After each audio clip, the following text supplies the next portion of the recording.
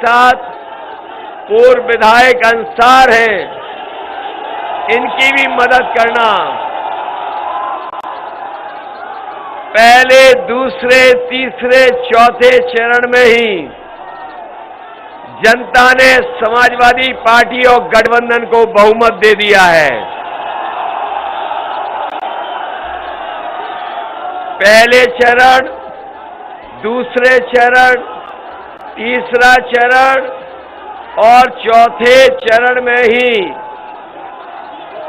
उत्तर प्रदेश की जनता ने समाजवादी पार्टी और गठबंधन के लोगों को बहुमत की सरकार का फैसला सुना दिया है। अब आपकी जिम्मेदारी बनती है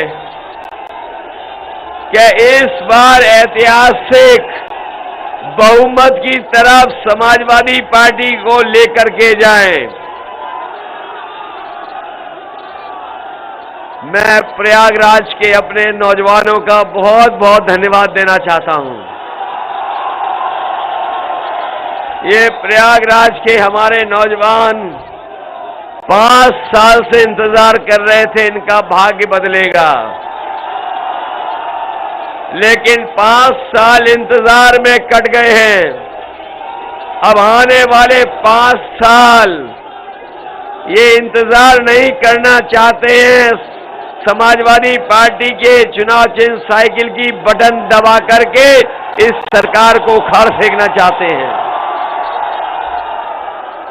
वैसे तो हमारे मुख्यमंत्री ने प्रयागराज का ये नया नाम रखा है, इलाहाबाद का। इलाहाबाद का नया नाम प्रयागराज, लेकिन उतना ही भारतीय जनता पार्टी के बाबा मुख्यमंत्री के कार्यकाल में बदनाम हुआ है। चाहे वो कुंभ का घोटाला हो, चाहे नौजवानों पर लाठी चली हो, और चाहे यहां के लोगों ने गंगा में बहती हुई लाशों को देखा हो। नाम जरूर बदल दिया, लेकिन बदनामी भी उतनी ही सरकार ने कराई है। हमारे प्रयागराज को उतना ही सरकार ने बदनाम किया है। यहाँ के लोग कैसे भूल सकते हैं कि जिस समय कोरोना आया, बीमारी आई, यहाँ के मजदूर भाई पैदल पैदल चल करके आए थे। कोई गुजरात से, कोई महाराष्ट्र से, कोई पंजाब से, हरियाणा से, जो कुछ उनके पास सामान था वो लेकर के आए।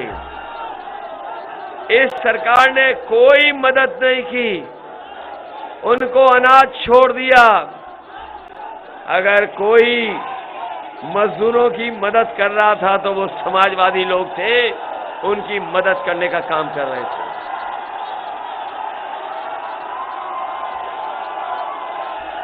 मदद समाजवादी लोग कर रहे थे। सरकार के लोग तो जनता को अनाज छोड़ करके चले गए। ये सरकार जो चल रही है, ये जो बाबा मुख्यमंत्री हैं, ये भूल गए कि अभी चुनाव तो 5वें चरण में प्रयागराज में जाना है। यहाँ के नौजवान इंतजार कर रहे हैं कि ये जो गर्मी निकाल रहे थे,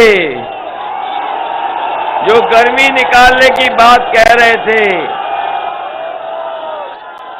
इनकी इस बार इलाहाबाद प्रयागराज के नौजवान वोट डाल करके गर्मी निकालने का काम करेंगे। वैसे तो पहले ही ये ठंडे हो चुके हैं। जनता ने जब से वोट दिया इनके खिलाफ, ये बीजेपी के नेता और कार्यकर्ता ठंडे पड़ चुके हैं। मैं अपने नौजवानों से कहना चाहता हूं, ये वही नौजवान हैं जो अपने खेतों की भी रखवाली कर रहे हैं, और जब समय निकलता है इन्हें सुबह तो अपनी दौड़ लगा करके फौज की तैयारी भी करते थे। लेकिन नौजवान जानते हैं, ये गर्मी निकालने वाले ने, जो गर्मी निकालने वाले मुख्यमंत्री थे, उन्होंने पिछले 3 साल से फौज की नौकरी नहीं निकाली। 3 साल से वैकेंसी नहीं निकली। जो नौजवान सुबह दौड़ दौड़ करके तैयारी करते थे, उनकी उम्र बढ़ गई। उम्र की सीमा के बारे में भी नहीं सोच रहे हैं। जो लोग झूठ बोल रहे हैं, भर्ती के नाम पर उनके मुंह में ताले लगे हुए हैं। फौज की भर्ती के नाम पर न केवल उनके मुंह में ताले हैं, बल्कि भारतीय जनता पार्टी की सरकार के जो पदों पे मंत्री बैठे हैं, उन्होंने भी लोहे की चैन से लगा करके ताले लगाए हुए हैं। फौज की भर्ती नहीं हो रही है।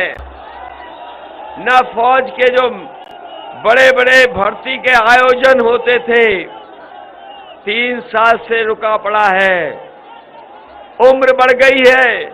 समाजवादी सरकार आएगी तो हम अपने नौजवानों को भरोसा दिला के जा रहे हैं कि फौज की भर्ती के लिए उत्तर प्रदेश की सरकार को जो भी सहयोग करना पड़ेगा, हम अपने नौजवानों के लिए भर्ती खुलवाएंगे। न केवल भर्ती फौज में, बल्कि पुलिस में भी जितने भी पद खाली हैं, बड़े पैमाने पर भर्ती करके नौजवानों को वर्दी पहनाने का काम समाजवादी सरकार में होगा। ये नौजवान नौकरी करना चाहते हैं, वर्दी पहन करके देश की सेवा करना चाहते हैं। इस सरकार ने न नौकरी दी और न इन नौजवानों को भर्ती दी है, न वर्दी दी है।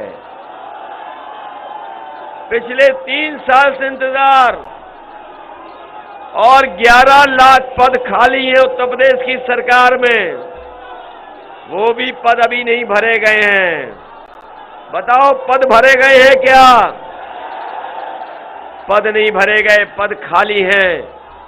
समाजवादी पार्टी ने अपने मैनिफेस्टो में लिखा है, सरकार आएगी तो 11 लाख पदों को भर करके नौजवानों को नौकरी देने का काम समाजवादी सरकार में होगा। इधर मैं देख रहा हूं, नौजवानों के हाथ में बड़े स्मार्टफोन दिखाई दे रहे हैं। कहीं ऐसा तो नहीं है कि बाबा मुख्यमंत्री आए हो चुपचाप बांट के चले गए हो? क्या ये बाबा मुख्यमंत्री के दिए हुए स्मार्टफोन हैं? वो तो कह रहे थे कि 1 करोड़ स्मार्टफोन दिए हैं। न केवल स्मार्टफोन की बात कर रहे थे, वो तो लैपटॉप बांटने की भी बात कर रहे थे। लैपटॉप, बताओ, लैपटॉप मिला है किसी को? और बाबा मुख्यमंत्री देते भी क्यों आपको? वो तो खुद ही चलाना नहीं जानते। और इधर आपने उनकी एक तस्वीर देखी होगी सोशल मीडिया पर,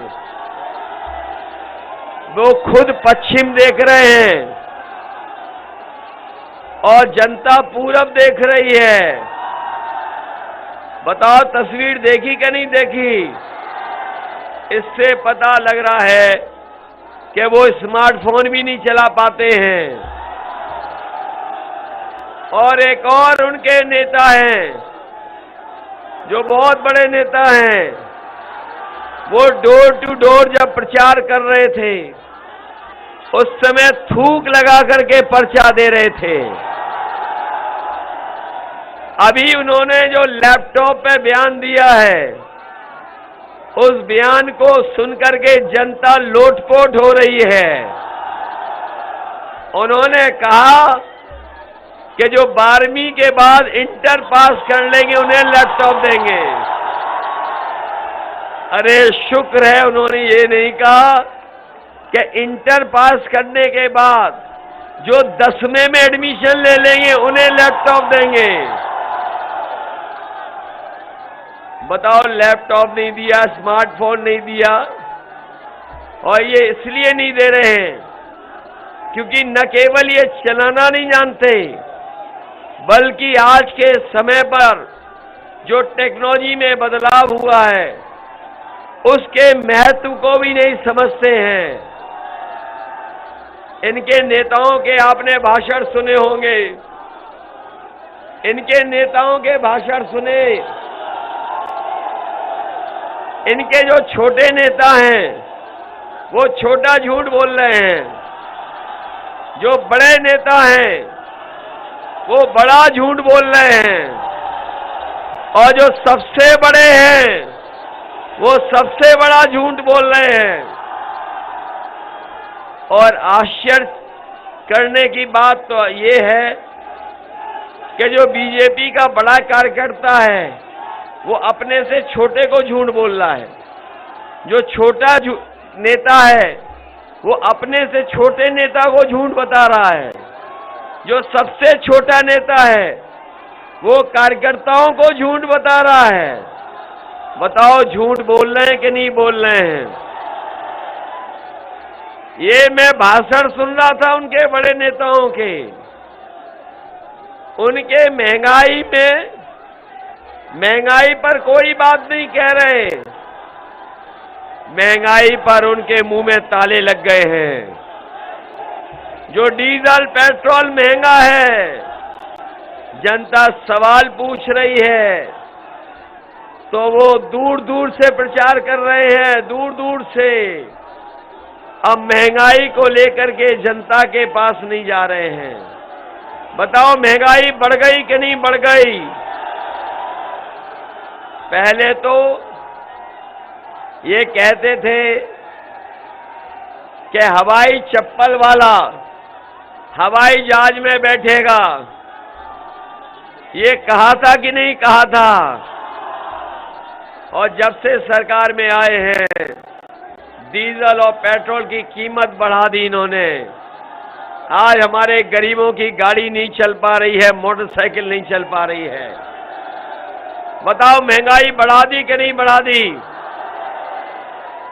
जो हवाई चप्पल पहनने वालों को हवाई जहाज में बैठा रहे थे उन्होंने देश के सब हवाई जहाज बेच दिए।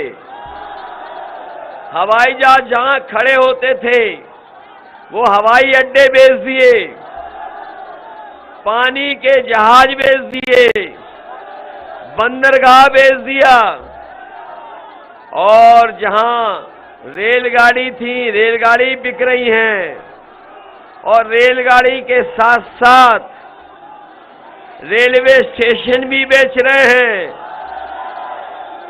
और वो इसलिए बेच रहे हैं, आपने वो पुरानी कहावत सुनी होगी, न रहेगा बांस न रहेगा बांस,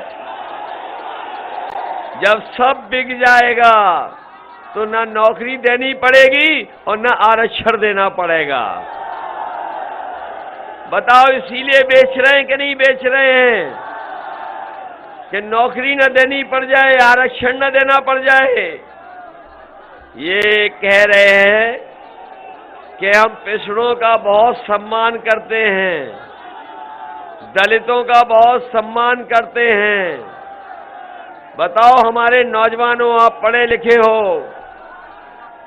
जो आईएएस बनाए गए हैं बिना परीक्षा वाले, बताओ उसमें से पिछड़े, दलित और अल्पसंख्यकों में से कितने बने हैं? जो बड़े पदों पे बैठा दिए गए, वो बताओ, आपके बीच से कोई बना हो तो बता दो, कोई पिछड़ा बना हो बता दो, कोई अल्पसंख्यक बना हो तो बता दो, कोई दलित बना हो तो बता दो। और बड़ी बड़ी यूनिवर्सिटियों में पता कर लेना आप, जो वाइस चांसलर बन रहे हैं वो भी आपके बीच में नहीं बन रहे हैं, आपके बीच के नहीं हैं वो लोग। और जो दिल्ली सरकार कर रही है वही उत्तर प्रदेश की सरकार करना जा रही है। बताओ, उत्तर प्रदेश की भी सरकार करेगी तो आपको परीक्षा और आपको जो आईएएस देखने का सपना, पीसीएस देखने का सपना भी ये भारतीय जनता पार्टी के लोग खत्म कर देंगे। ये बड़ा आरोप लगाते हैं, समाजवादियों पे बहुत आरोप लगाते हैं ये दिल्ली वाले बड़े बड़े नेता कि इनकी सरकार बनती है तो कुछ ही लोगों को फायदा होता है। हम समाजवादी पार्टी के लोग कह के जा रहे हैं, अभी हम प्रयागराज से आ रहे हैं, गंगा को और संगम को देखते आ रहे हैं। इन्होंने तो मां गंगा को साफ करने की बात कही थी, मां गंगा को नहीं साफ किया। आज भी मां गंगा वैसी हैं जैसी पहले थी। और बताओ, मां गंगा ने वो लाशें वापस कर दी थी कि नहीं कर दी थी? क्या वो बातें भूल जाओगे जहां हजारों लाशें बह रही थी मां गंगा में? मैं यहां प्रयागराज में आया हूं और प्रयागराज की पवित्र धरती है, ये आध्यात्म की धरती है। मैं आपको भरोसा दिलाता हूं कि समाजवादी सरकार जब बनेगी तो 3 महीने के अंदर जाति जनगणना कराने का काम भी समाजवादी लोग करेंगे। और इसलिए करेंगे कि हमारे और आपके बीच में कोई भेदभाव न हो, जातियों को गिन करके आबादी के हिसाब से उनको हक सम्मान मिल जाए, सबको स्थान मिले, सबको सम्मान मिले। यही समाजवादी लोग आने वाले समय में सरकार में करने जा रहे हैं।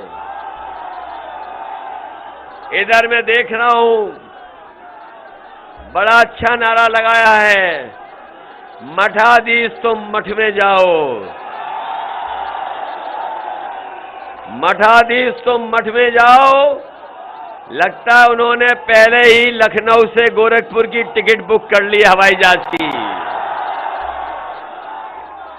इधर वो हमसे कहते हैं कि हम 12 बजे सो के उठते हैं। ये 12 बजे उठने की बात कही, तब से हमने भी उनके घर पर नजर रखना शुरू कर दिया है। उन्होंने कहा कि हम 12 बजे सो के उठ जाते हैं। पता नहीं बाबा मुख्यमंत्री कहां से देखते हैं ये सब चीजें। और जब से उन्होंने ये कहा तब से हमने भी उनके घर पर नजर रख दी है। और आजकल मैं देखता हूं कि शाम को मुख्यमंत्री आवास पर धुआं उड़ता नजर आता है। ये धुआं उड़ रहा है आजकल। अभी 2-3 दिन पहले मैं देख रहा था कि पुताई वाले लोग मुख्यमंत्री आवास में जा रहे थे। हमने जानकारी करवाई ये क्यों जा रहे हैं पुताई वाले, तो पता लगा कि धुएं के दाग